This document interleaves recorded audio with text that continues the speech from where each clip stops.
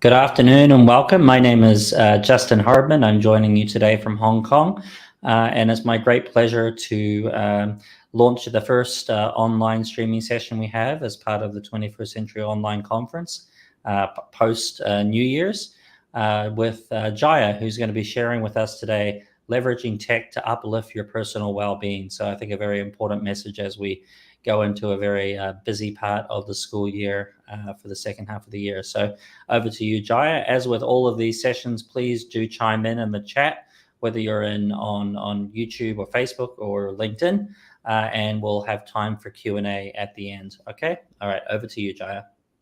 Thank you, Justin, and thank you for the opportunity. I welcome all of you, whether you're live or you're listening to the recording.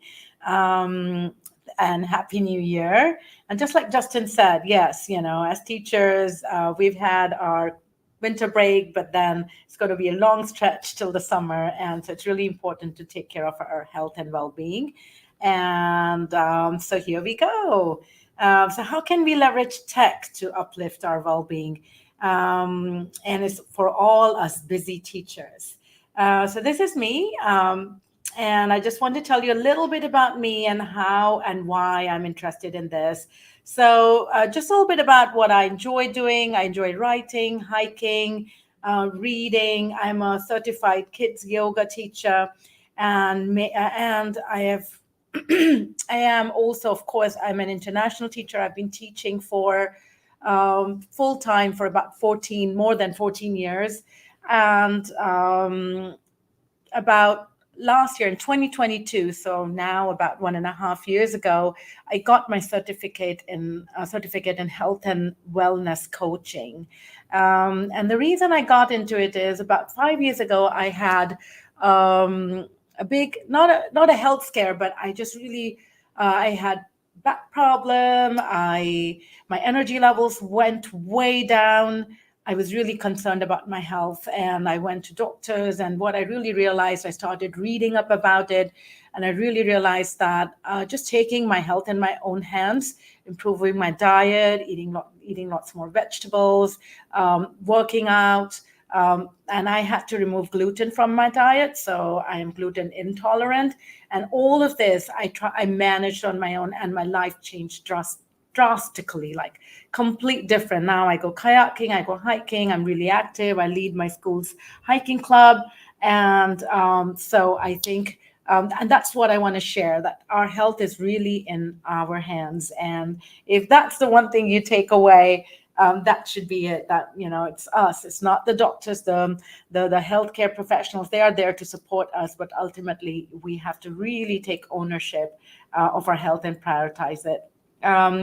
So what is health and what is well-being? So the definition of health traditionally is more absence of disease, and it's condition of being sound. So if you're okay, you're healthy.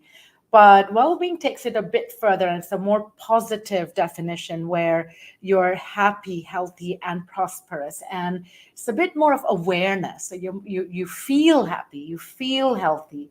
So as we will go through this presentation, we will talk about the 6 pillars of health, and you will see that there are 4 pillars, which will be more about physical health, and then 2 about mental, emotional, even spiritual health.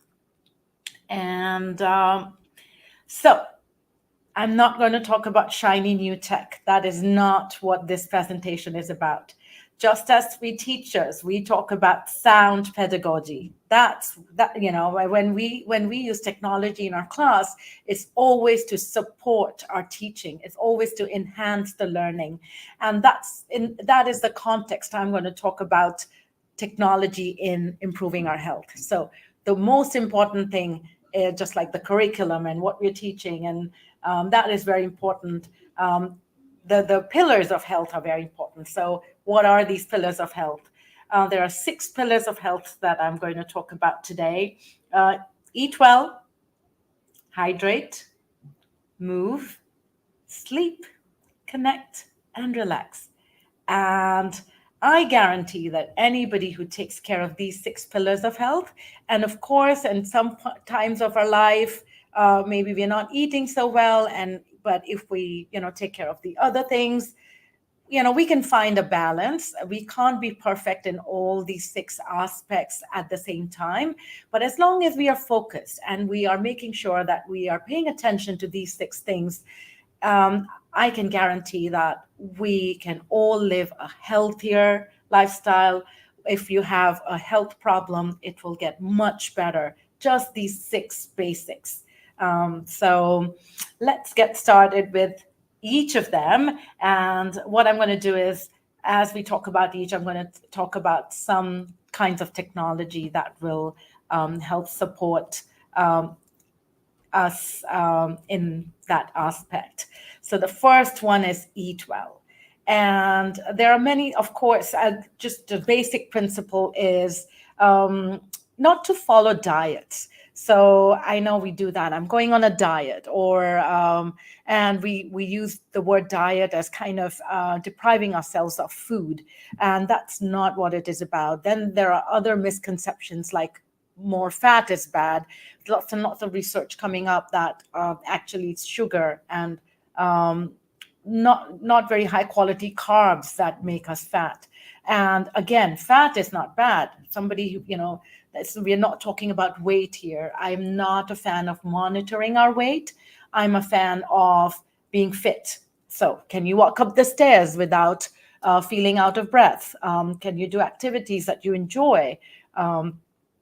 And you're not worried about, not being able to keep up with others or, so those kind of things are really, really important. And the way we do it is avoiding sugar, just the basic principles of avoiding sugar, just taking care of your macros. So no more the food pyramid is the food plate. Half of your food should be veggie, half of your plate. Any meal should be veggies, even breakfast. I know it sounds hard, but have a vegetable smoothie with it, or just stir-fried spinach or kale with your omelet, or some way to add veggies, or even just add nuts and seeds, like some plant products. And then a quarter should be protein. The other quarter should be carbs, and then there should be some healthy fats and oils. So that's what is eating well. And there's one app that I recommend. Again, I'm not getting anything from that app, but it's just the one that I use a lot, MyFitnessPal. Or you might find something similar. In fact, if you know something, add to the chat, or you can get in touch with me. I'd love to know about any similar apps. But I use MyFitnessPal as a food diary. And you can just use a paper and pen. So food diary is highly, highly recommended. Anytime you find yourself saying, I need to go on a diet, I would suggest the first thing you do is write down for 3 days, 3 to 7 days, what you've been eating the whole day. And you'll be surprised how many unhealthy stuff we sneak in without consciously making that choice. So food diaries are great, and MyFitnessPal is great. You can just add, and so I'm from India, and I usually my dinner is Indian, so I'll eat salad, soups, something nice for lunch. But then when I go home, I need my comfort food. So MyFitnessPal, when I use their food diary, there's a lot of cultural dishes that are in there. So I have no problem adding like aloo gobi or a biryani or whatever. So food diaries are great. MyFitnessPal has a good food diary, but you can literally use the Notes app. So use technology to have a food diary. Track macros. So MyFitnessPal can do that. At the end of the day, it will tell you how much protein you had, how much carb.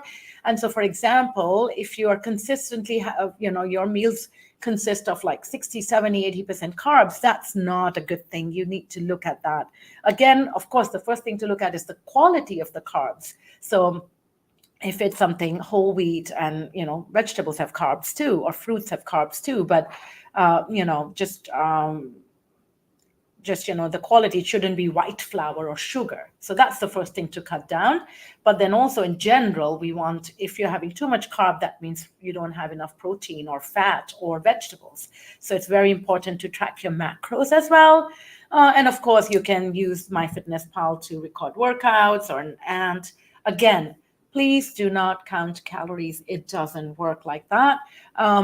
Lots and lots and lots of research is coming in that it is not calorie in, calorie out. Every calorie has a separate quality to it. So if you're having nuts, for example, they are very dense in calories, or an avocado, but they are so healthy for you. They have the little, they have the micronutrients that you need. So it's very, very important to not count calories. Go for healthy food and you'll be good to go. All right, next pillar. Are you ready? Hydrate. Oh, seems like such a small thing. Water, a whole pillar for water. Yes, water is really important, especially if you suffer from headaches or constipation, or again, I'm going to get a bit gross here, but check your urine. If your pee is like yellow, it should be light yellow, white. So those are all signs of not having enough water. Very, very important. There are lots of hydration apps out there. You can just send like a little alarm on your phone every 2 hours. If you want to get into the habit of drinking more water throughout the day, you can do that. But I just went online and I found some apps. I don't use an app because I start my day. Next to my bed, I keep a big glass of water, and that's the first thing I have as soon as I get up. And then throughout the day, I just drink water. But I know a very dear friend of mine, she had this app, and it would make the the sound of water pouring from a cup to another cup, like. And then that happened. She could set the timer, and she did it every 2 hours. And whenever she would hear that, she would reach out for her water bottle or her glass of water, and then she would drink water. So yes, very, very important to stay hydrated throughout the day. It's really a big pillar of health. The third one is move. That, I'm sure everybody guessed that. That's really, really important to stay happy, healthy, because moving is not just about being fit or being thin, which we value in our culture, which is, again, something we should challenge. But moving is about doing things that you enjoy. And the most interesting thing is that more and more, again, research is coming in that when we move our muscles, they literally produce hormones that make us happy. They produce oxytocin and serotonin, and that leads to good sleep, happy hormones. We all need that, don't we? So moving is not just about staying fit. And if you run, the runner's high. I feel like I get the hiker's high too. So just it is a real thing. So move. You have to 150 minutes a week is something that's recommended. Definitely more than that, going for walks every day. There are lots of things you can do, but going to tech, how can you leverage tech to make sure that you move enough? So right on your phone, if you have an Apple, you have two apps. One is Apple Health and the other is Apple Fitness, the one with the heart, this icon. And your phone comes preloaded with it. Leverage those. You don't even have to go find a new app. And if you have Android, Google Fit, and Samsung has Samsung Health. So look in your phone and find the default health app. Those are really, really good because they really fulfill a lot of the needs that you might have. You can record and monitor your daily steps. Again, you might not carry like when I'm walking around the school, I'm not carrying my phone with me. So again, that you might use a fitness tracker or a watch, like a smart watch for that. But then if you have your phone with you, it does just normally without even you setting it up. Nowadays, the new apps, they just count your daily steps. All you have to go in and check. That's all you have to do. They record and monitor your daily activities. If you're going to go for a run, you might have to initiate that. It won't happen automatically. You can set move goals, or you can tell it to do it automatically for you. So what it will do is it will see, like, if you're moving 3,000 steps a day, it's going to set the bar at 4,000. And then as you go higher, it will make it higher and higher.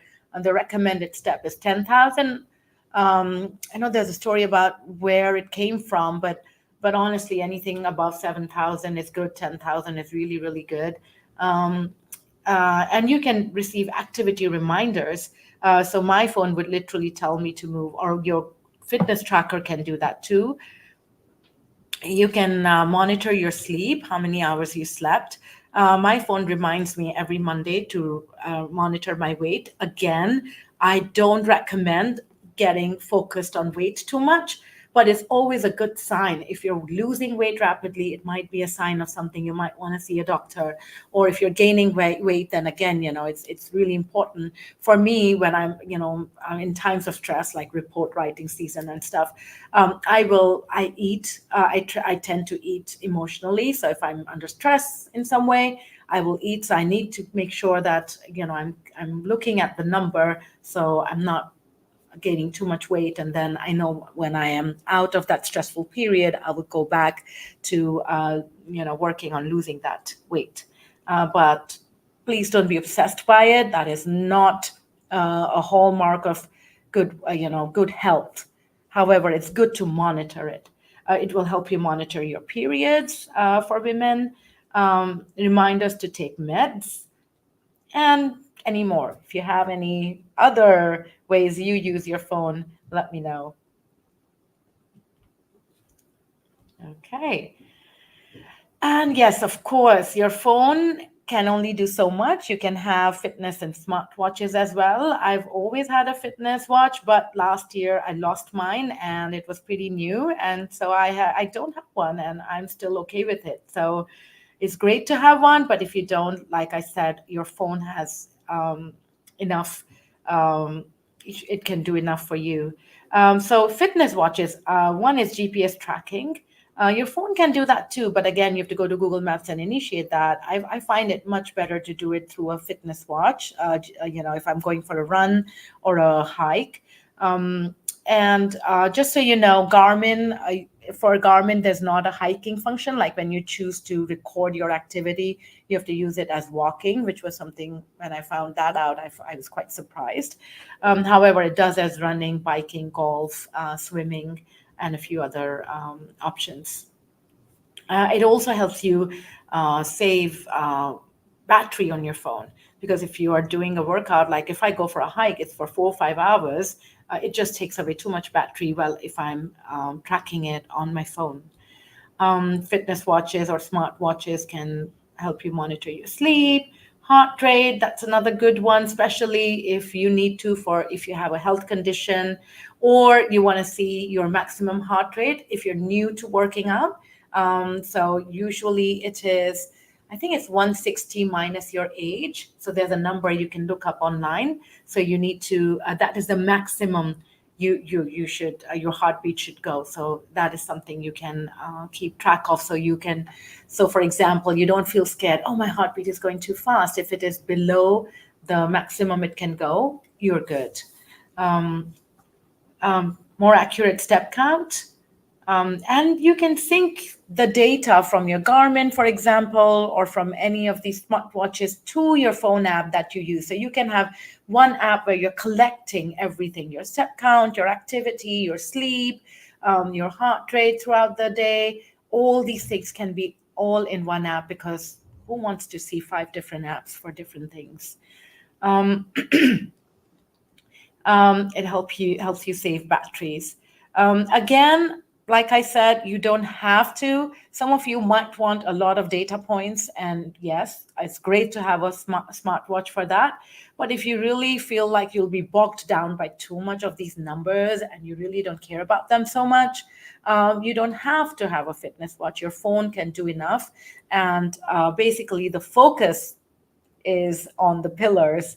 Are you moving enough? And your body will know. Yeah, so if you are into running, there are a ton of apps. There was one interesting one I found out while I was researching a little bit for this presentation, and it's called a Run Zombie app, and I'll talk about it in a minute. But yeah, all these run apps can, the one thing they do, apart from storing your workout data, they tell you what is your speed, and all those data points are there. That is great to know, especially if you are going to run a 5K or a 10K or a marathon or half marathon, and you have a goal. You really need to know those numbers. You need to plan your long runs, your short runs, your fartlek, whatever. So these apps will help you do all that.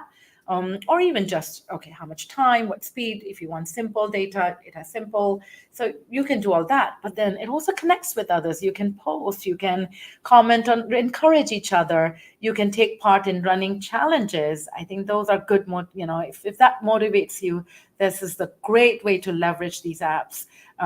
Because those challenges, if you have a challenge, you'll run, let's say, 150 kilometers in a month or whatever. And then, you get reminders and you do that. It really helps you stay motivated to continue your workouts.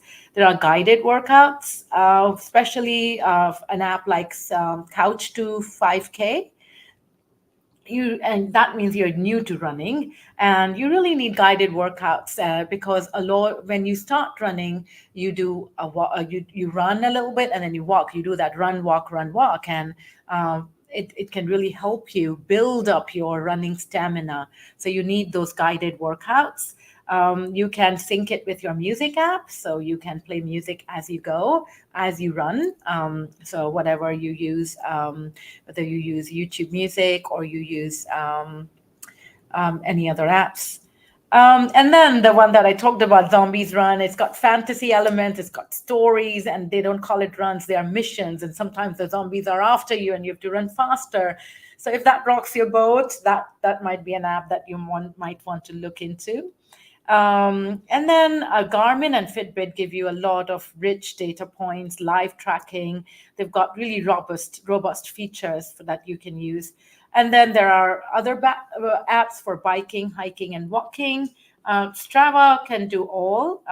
And again, Apple Fitness as well. Google Maps is a good one. We all have Google Maps, and that can help you track your activity as well. Komoot is good one for hikes.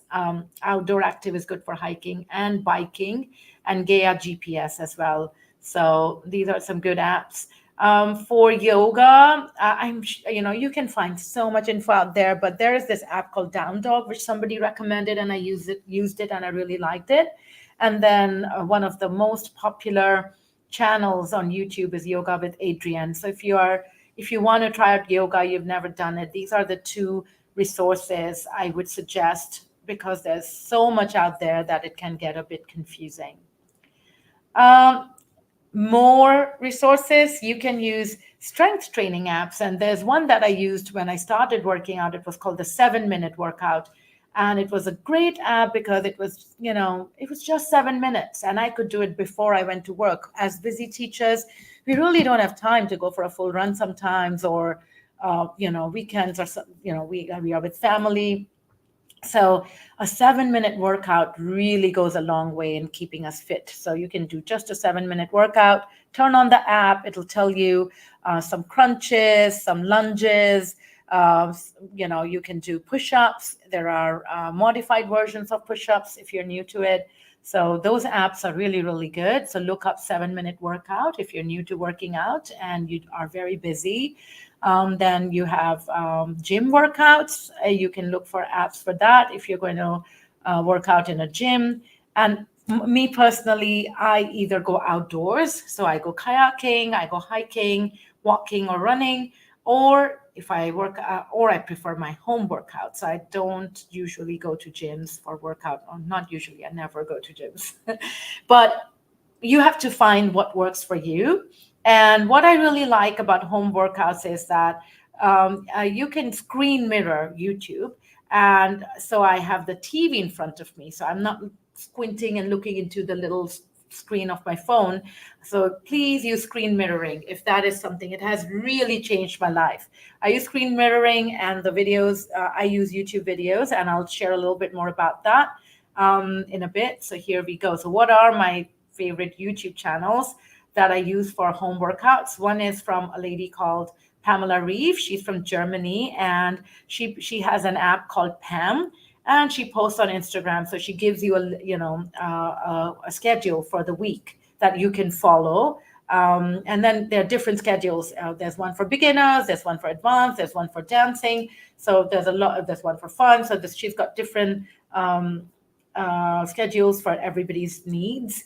And the other one I really like is Chloe Ting, and she has a website where she has plans. It can be getting ribbed abs plan, or losing weight, or getting just losing weight. So there's lots of different um, programs that you can sign up for. There are 2 weeks, 3 weeks. The website is a little bit clunky. It's got ads on it, but it's all free. And you can literally check off each day, and there's a big dance at the end when you finish a whole program, and then you can start another one. So I highly recommend Chloe Ting, and all her videos are on YouTube. They are all free. So, but there are many others that you can look up. There are Instagram influencers who have lots of videos, but these two are the ones I use. Okay, I'm just going to quickly check if there are any questions or any feedback. All right. So continuing with the next pillar, sleep. Huge, huge, huge influence on our health and well-being. Just don't underestimate the power of sleep. We need, of course, you might have heard 10 to 4 is the best time. We get the REM sleep, and all the alpha, beta, all kind of waves, the sleep waves that we need to get a full cycle, a few full cycles of sleep. And so it's really important to go to bed on time. Technology can really help us. So very, very simple things. Alarm feature on your phone. Don't just set up a wake up alarm, also set up a going to bed alarm. You can also use the do not disturb feature on your phone. That changed my life. I'm not doing it currently, but I know my phone had a feature where everything would go black and white.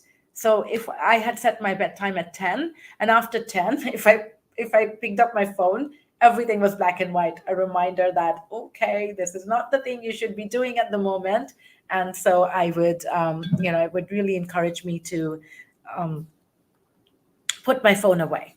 So just use your phone. Again, we don't have to get fancy with tech. We have so much right there in our hands with our phone. And then again, just the apps we talked about in the beginning of this presentation, Google Fit or Apple Health. You can use any of those. But there are also some special apps, sleep tracker apps.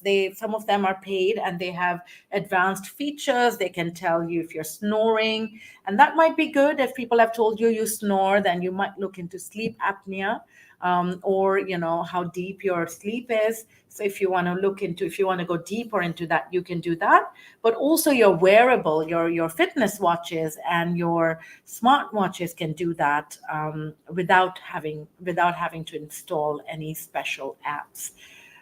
So yeah, getting good sleep, super important. And now we are going to move a bit more on the well-being side of things. So connect, very, very, very important. So connect is connecting with, our social circle. So it's, again, a lot of research is coming up. People who live the longest and the happiest are the people who have social connections in place. And that's really, really, really important. And of course, connections happen in real life. Our connections on Instagram and Facebook are not very real connections, but they can be a starting point. When we, as teachers, we move a lot. And when we go to a new place, we don't always want to hang out with our colleagues. We sometimes want to pursue our own interests, and an app like Meetup or Facebook groups can be great ways to connect with like-minded people. So use technology to find your connections. A connect is also connecting with your higher self, or finding people who have the same spiritual beliefs as you. So that's another important thing of being healthy, having the faith that whatever you believe in, even if you're agnostic, or you are you're not much into religion, you can still have like women's circles and those kind of things that can help you connect with other people, or even just going out for a drink after work. that helps you connect. So so we have lots of different apps to get connected with people. I'm not going to, we all know that, we all use them in our daily lives. But definitely, I know we talk a lot about not using them, but we do need to use them sensibly. But they are really, really important, and we cannot underestimate the importance of staying in touch with our loved ones through these messaging and video conferencing services. Again, we want to monitor and limit social media use, especially if it affects any of the other pillars, especially sleep. So no browsing on social media or messaging apps after, your bedtime, whatever it is, 9, 10, 8. So yeah. And then the last pillar, the sixth pillar, is relax. It's just so important to step back and sometimes do nothing. As humans, we have become human doings, and we need to become human beings. Just be sometimes, and get rid of throw those to-do lists in the trash can, or at least put them aside for some time and just relax. Um, and then one thing I would say is that you can also use, I've not put that in the presentation here, but one way to relax is to use productivity apps to put your to-do list there. So there are a lot of them out there, but just using tasks or to-do lists on your phone can be helpful. Use your calendar app to put everything. So because, our brains are not meant for remembering things. They are made for creativity and innovation and, connecting with people and doing all those things, higher level thinking skills that we teach to our students. So instead of remembering all these things, put them down on an app, and then you are free to do the things that you really want to do or enjoy. But then we also need to take out time to meditate or relax. And there's an app called Balance that I recently downloaded, and because they're a new app, try it. For me, I got a free subscription for a year, and I am loving it. They have really amazing guided meditation apps. They've got a wake up meditation.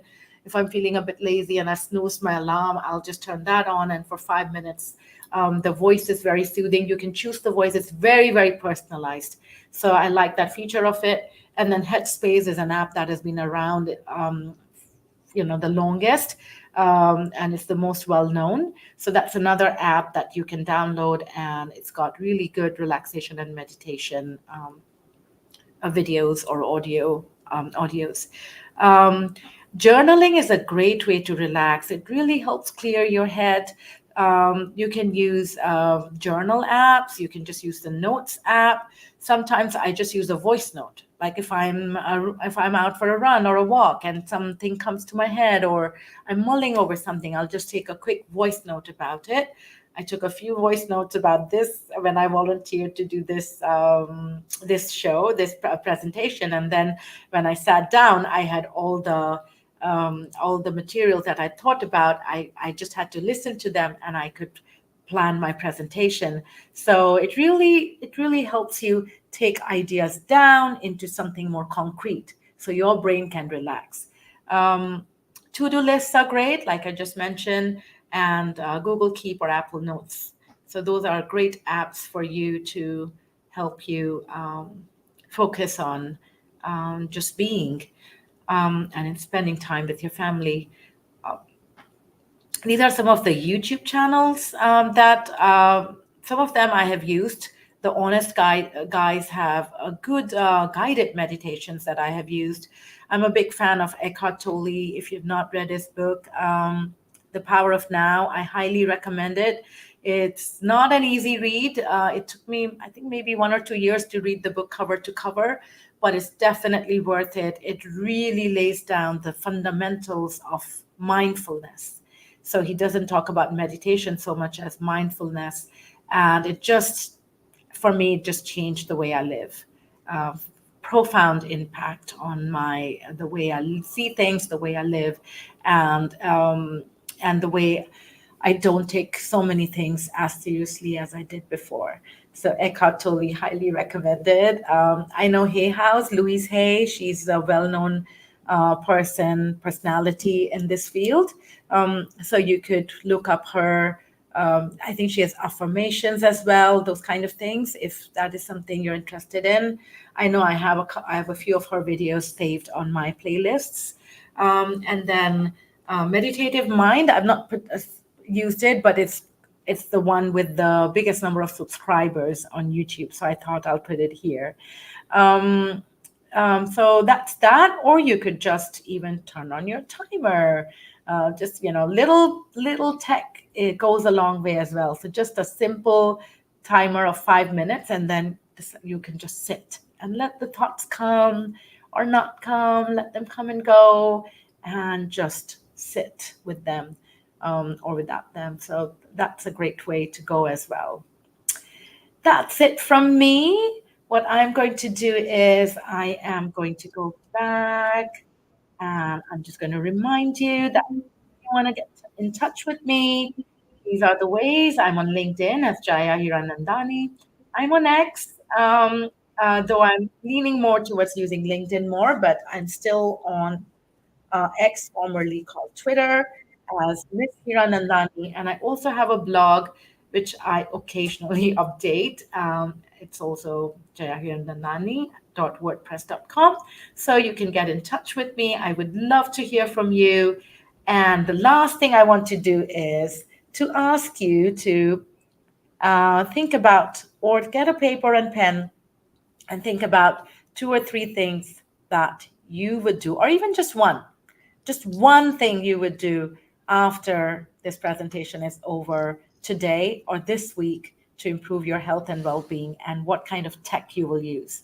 Again, get back in touch with me if there is something you want to ask me or you want me to share the presentation. I'll be very happy to do that. And over to you, Justin. Thank you so much. Such a great and very timely talk, I feel, coming after New Year's, right? When people are often setting resolutions and trying to start something new. I can count myself as part of that boat. So I guess one question I have is, and this is, helpful for me, but I think everyone, and I don't know what your thoughts are on, is how do you sustain doing these things, right? Because I feel like it's easy to download an app. It's easy to think, oh, I'm going to start doing 5,000 steps or whatever it might be. How do you kind of sustain over time? Is that something there's an app for, or is there other tips on that? What a great question. Yes, there's so much, and especially the field of health can be mind-boggling, and that's what I have found. Where do I start? What do I focus on? So I would say that's why I tried to keep it simple here. Just think of the 6 pillars and see which one, and it will come to you. You will know where you are doing well already. Maybe you sleep on time, you get up on time, but you don't drink water, you forget to drink water, or you drink soda or coffee or tea too much. And so just very simply, just downloading a hydrating app. So just keeping it simple. Keep it simple, silly. So that's the biggest advice I can give. Just keep it simple. Just one thing that you can do. Maybe you feel that you feel stressed so much. So just think about what are your needs, and think about one need you want to focus on, and then one app or one thing that can help you. It doesn't even have to be an app. It doesn't have to be even technology. Just focusing on that, and on that aspect of health is really, really important. And then also going back to what she said, how do you sustain all this simultaneously? I think that's where the habit building comes in. So if you focus on one thing, build it as a habit, and then you don't need those, that scaffolding of the app reminding you to drink water. It becomes a part of your daily life. Then you can move on to the next thing. So let's not try to do everything, but it does build up. It does build up. So for me, I might fall off the wagon. If I might not go for a run or a walk for a long time, but then I know that, oh, I know I'm not moving that much. So I will take care, make sure I'm trying to do the other things well, but then I will go back to it as soon as possible. It's not so hard if you're just keeping these 6 things in mind. Yeah.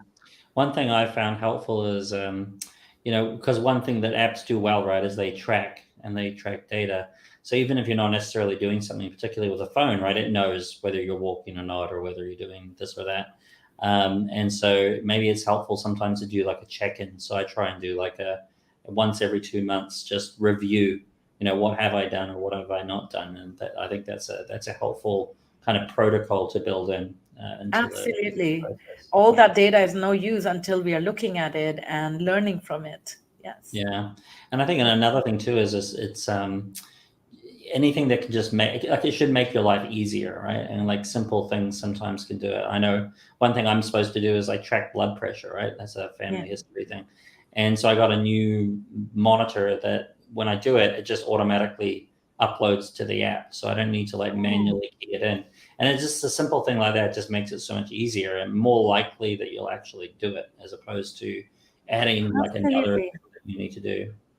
Plus, you can check, you can see trends on these apps. So you can see, my heart rate was higher, or my sleep was not good in this period. And then, or with your blood pressure, you can see the changes in the blood pressure and when was it, when were there anomalies, and what was going on in your life at that time. And it's easier to do it if you do it after a month or two, because while you're going through some experience, you might not make the connection. But having that data of few months or a few years really, really helps. So yeah, that's a great tip that, important to actually go look at it and set aside time for it. The other thing that I was thinking of too, when you talked about your pillars, I like the thinking about it that way, is that there's sort of an overlap sometimes too, right? Because I know a lot of people like to use like Strava and these, fitness apps, which actually have a big social component to them, right? Yeah. Where people can post what they did, and there's a kind of community around that. And I think that can be a powerful, motivator, and just seeing what other people are doing, and that kind of thing. I mean, on the Apple Watch, you can set competitions with people about the exercise rings and stuff. Yes. And so I think some of these elements can be brought together as well. Absolutely. And it goes the other way as well. So it bolsters your social interactions as well. So I might walk into a staff room and a friend might say, oh, the great run yesterday. I take that route sometimes too. So, that triggers a conversation, which we might not have had if we had not been, each other's connections on that app. Yeah. And it's fostering a social connection around something positive for your health, as opposed to like meeting people for, all you can eat brunches, or, something that's you're going out drinking or whatever. Not that, you shouldn't do those things as well, but, as you say, kind of having balance in your life as well is important. Yeah. I wonder, could you talk a little bit, because this has been, you talk mostly about, what an individual can do for their health, but you mentioned being like, leading the school hiking group or whatever, about how schools can, things you can do as a school to help community health. Yeah. Oh, fantastic. So I'll talk a little bit about technology and then not technology. So at my school, I'm also a part of our social committee. So I requested the school to buy a scale which monitors your, not just your weight. It monitors your weight, but it tells you your BMI. It tells you your body fat percentage and your muscle percentage, and those are really good. That's really good data to track as well. Again, we don't want to be obsessed by these things, but just knowing if your body fat percent is more than, again, for men and women it needs to be different, so you can look up the normal range for men and women, and I think it changes according to age as well. So look at that and then see where you are, and if our body fat percentage is higher, there might be visceral fat, and that might lead to some like liver disease, heart problems. It's an indication, because these problems that come up in our lives, they are building up for years and years and years. It's not just one day suddenly somebody gets a heart attack. This has the things have been happening in your body for a long time. So tracking that is really important. So I requested for that, and the HR department even put a big poster around it, and it's kind of hidden from you in the staff room because you don't want to step on a weighing scale with people watching you. And they put that huge poster that gives all, that is literally a different version of the 6 pillars. So it's just reminding people to hydrate, to sleep, and that poster, and so I think that's really, really good. And with another colleague of mine. So we kind of get on the scale every 2-3 months and then see where we are and if we have lost some fat percentage in our body. That's one. And the other thing we do is we started social clubs. So in the social committee, we talked about it, and people sign up. So that's where technology comes in, but that's it. But then you sign up, and the school offered classes, language classes, but they offered kickboxing, yoga, and we are thinking of Chinese drumming and salsa dancing as well. And so, people just after work there, if they sign up, they can go. So as a school, we can do so much as well. And then having experts come in to talk. And I'm sure you have some ideas of your own too. And right now, these are the things I can think of. No, I think that's really fantastic. It's great to hear of a school, showing commitment to its staff's welfare and both in terms of health and social and everything else. That's great.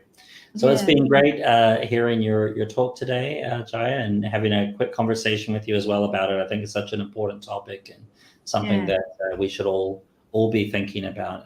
Yes, we definitely need to prioritize health. I have to, I'll just add a little bit. I know we are wrapping up, but that's our bodies are vehicle in this world, and if we don't prioritize our health, anything that we value, all the activities, our family, our social life, it's not going to work for us, because in the future we might have issues. So it's really, really important to prioritize it.